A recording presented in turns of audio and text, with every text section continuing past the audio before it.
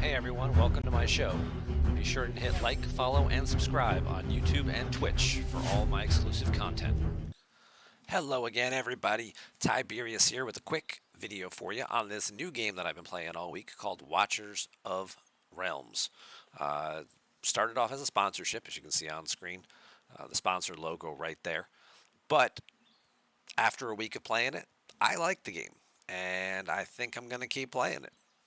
And I wanted to share some information with you guys about everything I've learned in my first week of playing, because it might actually help you get off to a better start if you decide to pick up the game and start playing, or you were part of my sponsorship and you decide to keep playing. So this is over. The sponsorship ends in like 4 hours by the time I get this video posted. That'll be gone. So let's go ahead and take that off the screen. And we can talk about some things that are actually going on in the game that I've learned. Where should we start? Let's start with the arena. Step one, make sure you're setting up your auto defenses, because you might actually beat other players while you're not online, and that will give you arena tokens. The arena itself here, there's different types of arena events going on. You can obviously read all about the information here for the different types, but even when you pick an opponent and try one, make sure you're putting out the right heroes for the right challenge. So this one requires AoE, or you're going to have a lot of enemies to attack. You want to kill stuff as fast as possible. I actually just got this new hero, so we're going to swap these in. And let's just give this a real quick whirl. I'll be pausing the video periodically. That's just my way of editing, because I don't do video editing. Maybe I win, maybe I lose. Probably going to win. But the important thing is to position your heroes appropriately, especially with arenas. The more damage you can do up front, usually the better. However, in this particular case, for this one, because there's so many hostiles, they're gonna run by, right? When it's the air raid one and the bees or the wasps are coming out of here, it's a little easier to position your guys up at the top row here and pick them all off as they're walking through that little entryway. For this one, because there's multiple hostiles, I prefer to try and position my guys closer to the base down here. I am going to take some extra damage in here if I can get a tank in there. Nope, not going to make it. So let's just do that. And we'll just go for pure damage and try and out damage everything. I'll try and get the tank out there for the next one. Yes, I'm taking more damage this time around, and I'm going to be behind. But looking at my opponent, I'm likely going to win the round, which I just did. And then I can position more accordingly. There's lots of different strategies for doing these things. You're going to find the one that works best for you. Let's speed this up a little bit. Now I've got a little extra time. Now let's get this guy out there in front, stop them from getting to my base.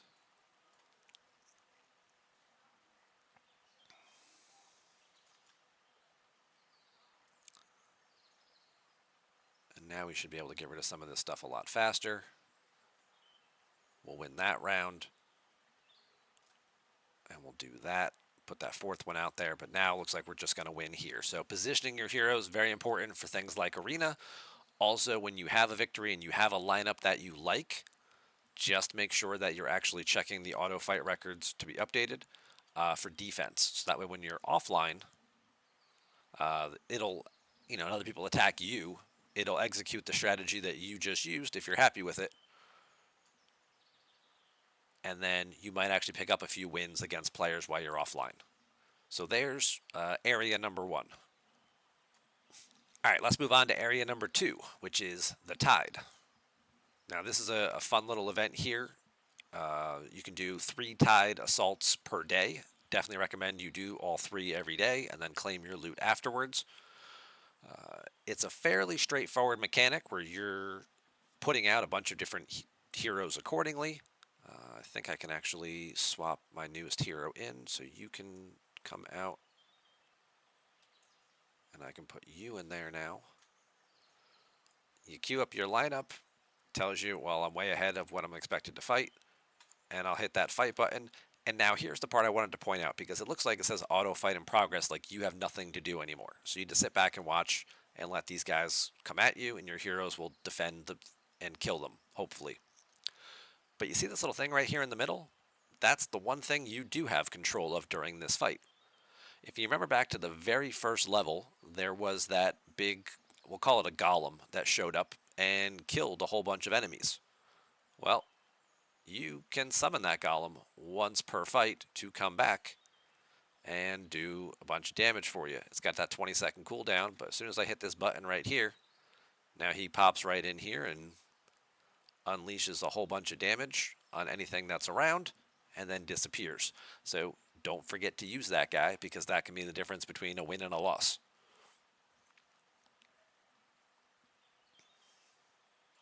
Pick up your talent points, claim your loot at the end of the day. You get quite a big chunk of rewards, and then don't forget to come over here and fill in your talent points as much as you can. Like I said, I've been playing a week, so this is about as far as I've gotten so far, but off to a pretty good start, I think.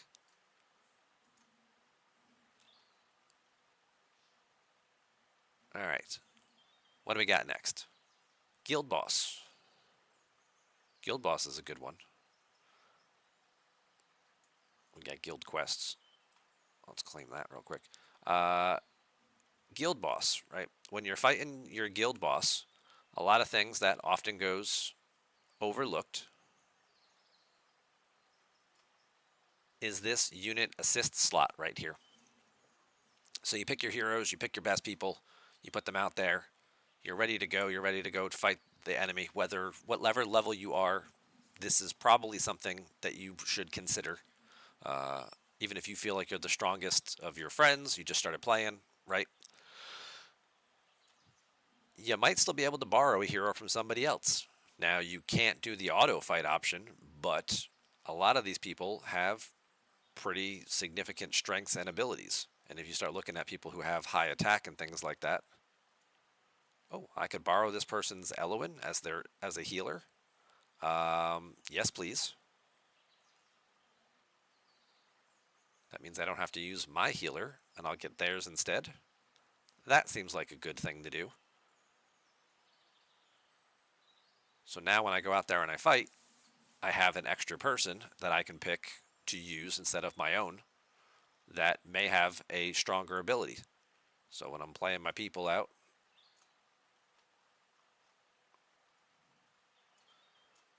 let's get my damage people out front.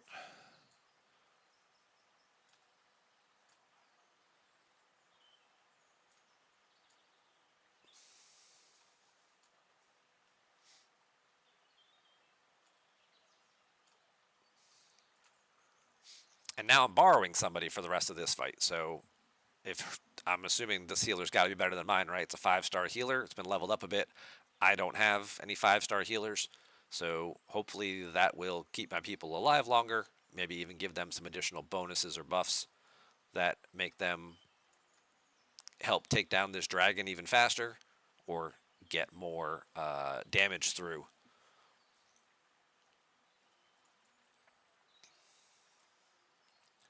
Dispels all debuffs, heals them with an additional multiplier. So yeah, that's a pretty good bonus.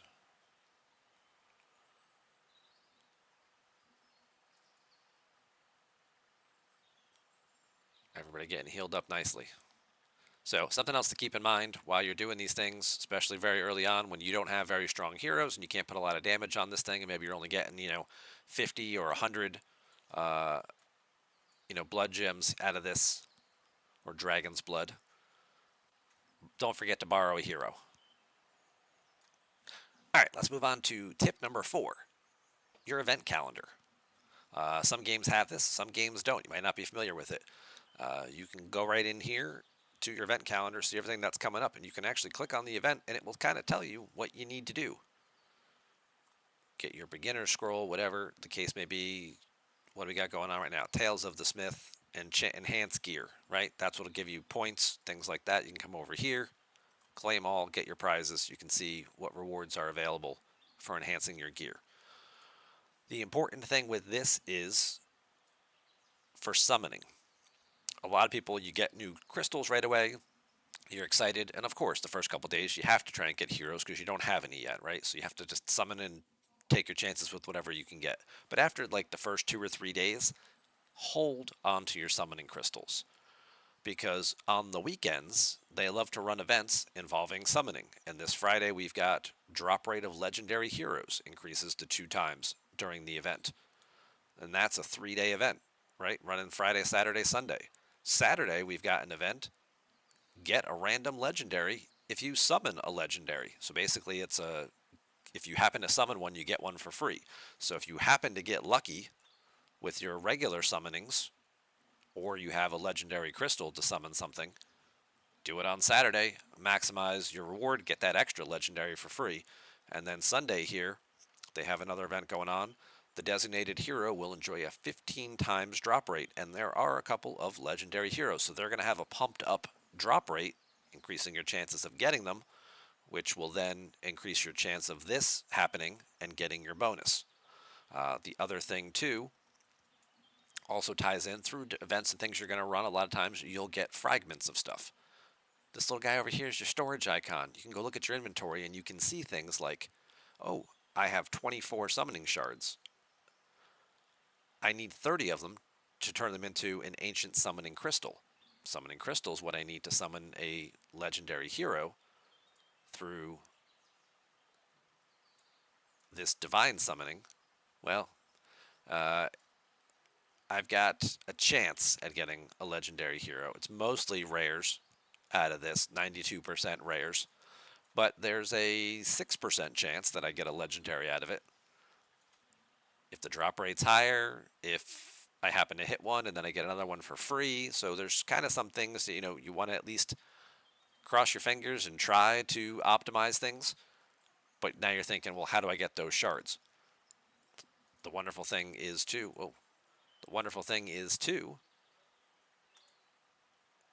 is that a lot of times it will tell you where to get some of this extra stuff.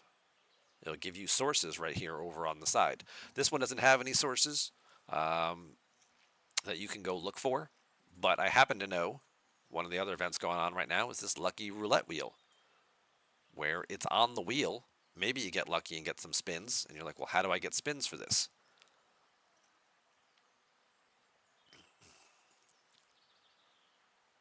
Golden cogs obtained in event to obtain rewards, and you get this from doing your dailies right now. It's a limited time event, but you kind of get the idea. Sometimes rewards from one event will lead you to something for another event. They do a nice job of synergy with this game and tying things together. So in this case here, I just did a tide. I finished that. I can claim that reward. I did obtaining 3 pieces of gear from a gear raid. I did that earlier and hit my progress for the day. So now I just claimed 6 of those golden cogs. Oh, there's also a monthly right there. If I sign in for 25 straight days, I get one of those tokens. Clearing stages, whatever. Earlier is how I got some of those as well.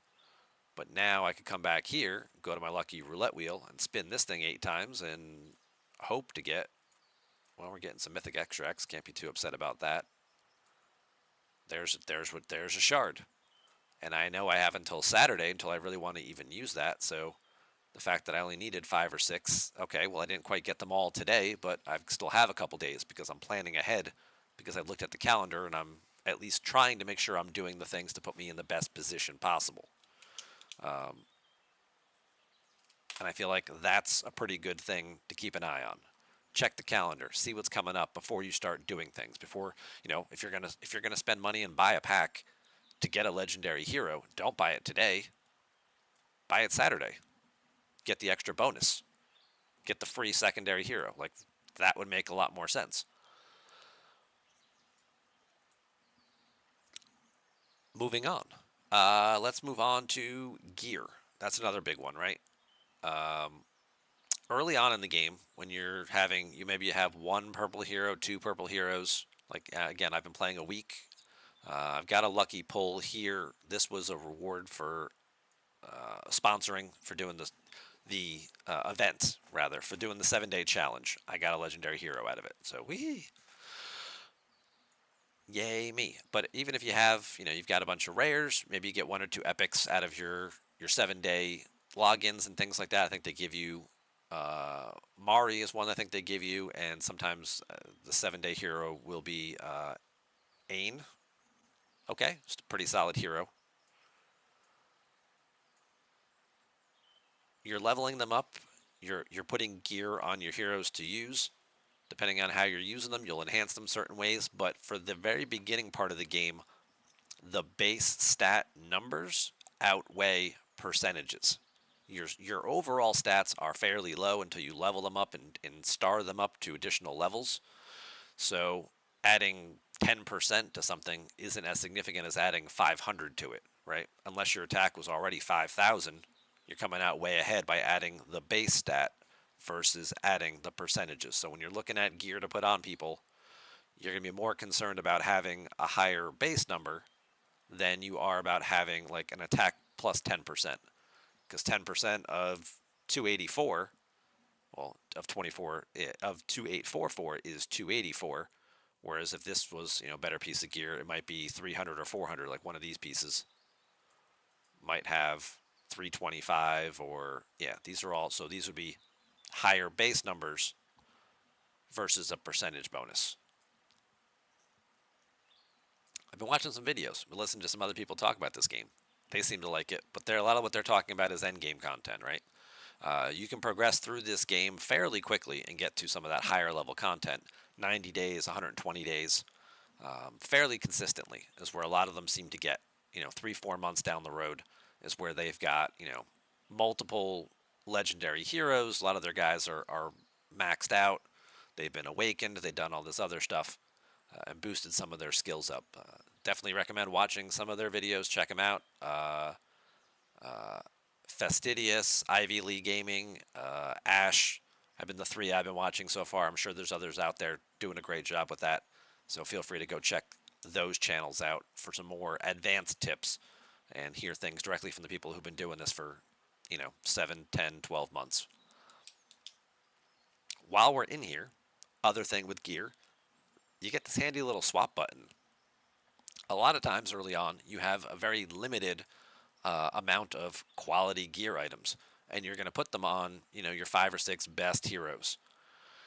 Sometimes when you get into those situations, like where we're looking at, you're doing a guild boss, you're doing a gear dungeon, a raid dungeon, or you're doing arena, and you're swapping heroes in and out, don't forget to swap their gear. Rather than take this guy with substandard gear, if I need him for a particular event, I would. Oh, who am I not going to use? Well, I'm not going to use her because there's no range spots for whatever this event is. Right? There's no range platforms. It's a melee based event, so I need fighters. I need people who are going to be on the ground.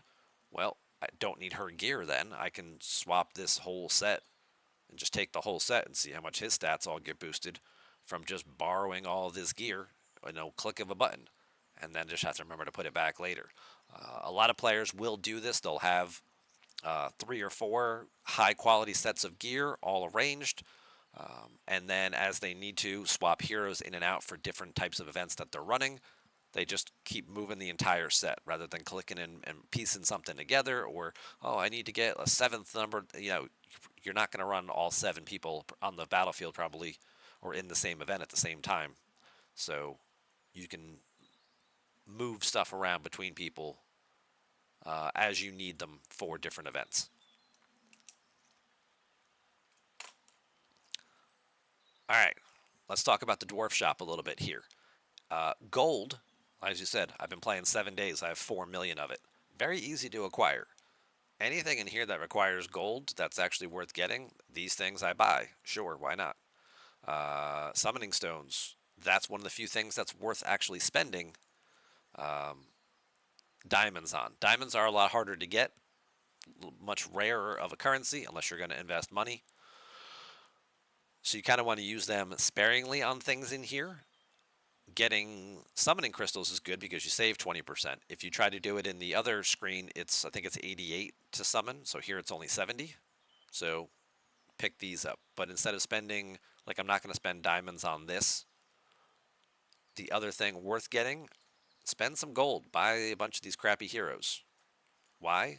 We'll show you in a second. Don't forget to do some of your other stuff like your arena and whatnot. Get your skill dust, your skill crystals. Don't forget about this experience bonus. This is a 100% boost to your experience for 24 hours. So if you're gonna, if you're gonna be away for a while and you're gonna run a bunch of experience raids, put it on the auto fight, let it run 10, 20, whatever times. Make sure you're using one of these first because it's gonna double the amount of experience potions that you get while you're doing that. I talked for a second about buying those crappy heroes. Why did I do that? Star ups. When you want to star up 4-star and 5-star heroes and things like that, you need other heroes of the same class to do it. And it's very hard to get extra 4-star heroes, well, this would be 5-star, but it's very hard to get extra 4-star heroes to star people up all the time. So how am I doing that? Well, you can hope to get lucky and get some of some of these guys, these psychics right here, or you can make your own. One of the other fun benefits of this game is the ability to take random junk and level it up and turn it into better stuff. Those crappy little level 1 heroes that I just bought, 1-star generic commons, you can come in here to upgrade. I can spend 1,800 experience. Bam. Level 10. Star it up. Take one of the other junky ones and use it to promote itself. It's now a 2-star hero. Let's do that again. Max level, 5,200. So I've spent about 7,000 experience so far. And I have just turned this, and that were those, well, I can use pretty much any of these guys because I have so many of them. Ideally, you want to use ones that don't have the blue circle in there because that means they can be fused into something better, which is the topic we'll look at next. But if you have a whole lot of them, it doesn't really make too much of a difference because you're not going to fuse all of these people, right? But ideally, you'd want to use people who don't have that blue circle, who can't be fused into something else. Now I just turned that guy into a 3-star hero. I upgrade him again. Now it's a little more expensive. This is 35,000, but my total investment so far is 42,000 experience. Now I'm starring this up. I'm using 3-star heroes. Well, what am I using to make this thing a 4-star? Well, I'm using this other junk that I've already been upgrading. So for 42,000 experience, I made a bunch of 3-star heroes. Actually, I'm sorry. For 7,000 experience, I made a bunch of 3-star heroes. Now, with another 35,000 and a couple of these guys, so 7, 7, 7, 21, plus the 35 for this is, 35, 21, 56, 56,000 experience. I have now just made a 4-star hero.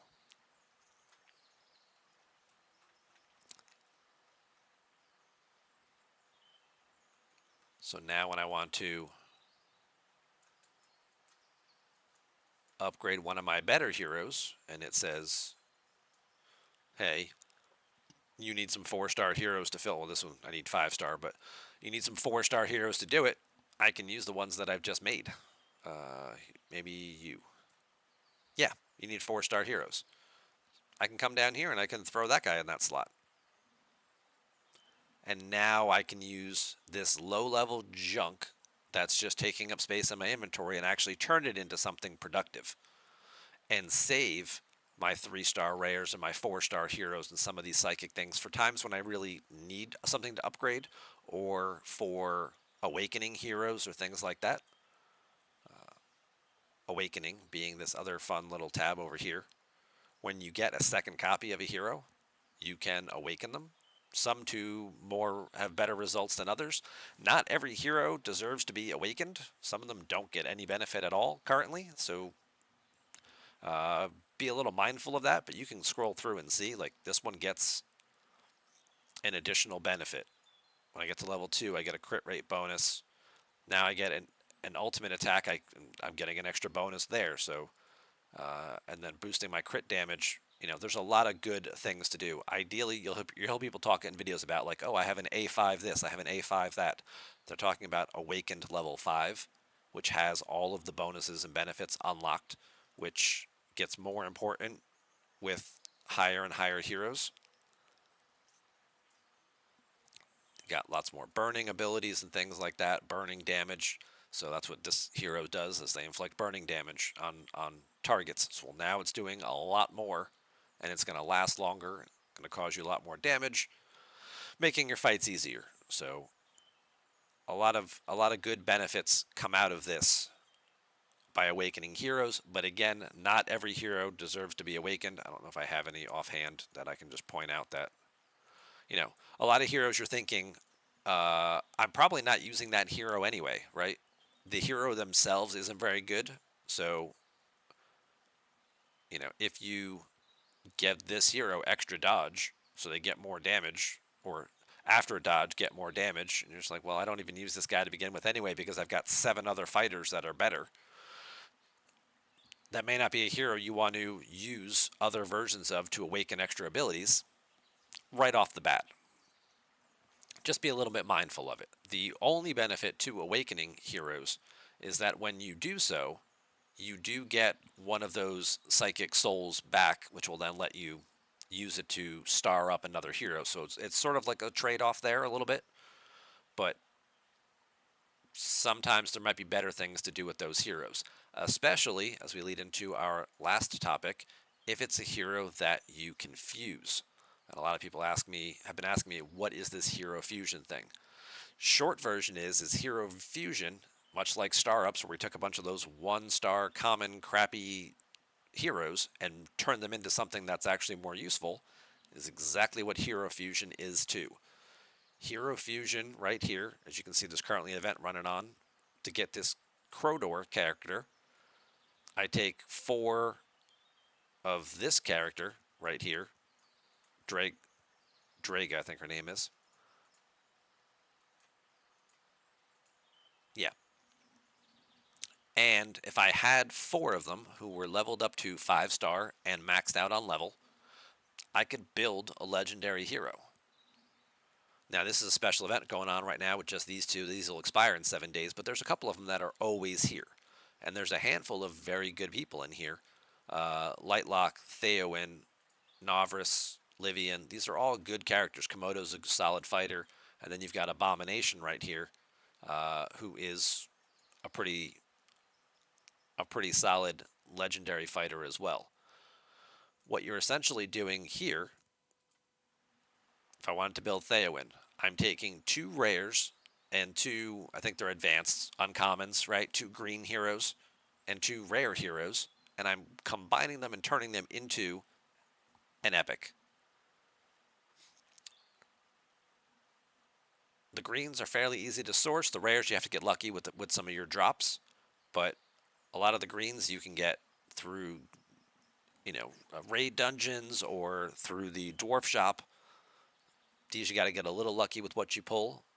But like right here, right now, I have all 4 of these heroes. If I wanted to, and I spent the time leveling them up to the appropriate levels and star levels, I could just combine these 4 and make myself Livian the Defender. I could combine these 4 heroes right now and make Lightlock the Healer.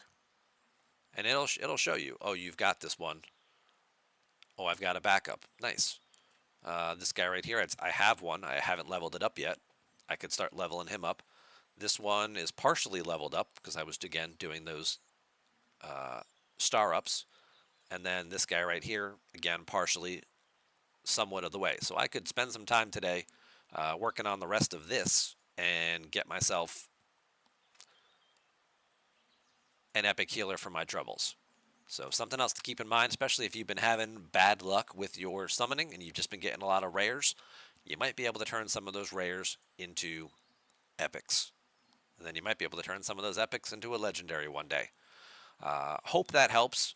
I've been enjoying the game so far. I hope you enjoy it as well. I'm going to keep playing. I mean, my 7-day campaign is over, but I like it. I'm going to keep playing. Hopefully you will too. If you like what you see, like the video, subscribe to the channel. Come find me in game. Send me a message. Come join my guild. I think there's only like 12 of us in the guild right now. Oh, we're up to 13. So come join the fun. Thanks for watching, and I'll see you around.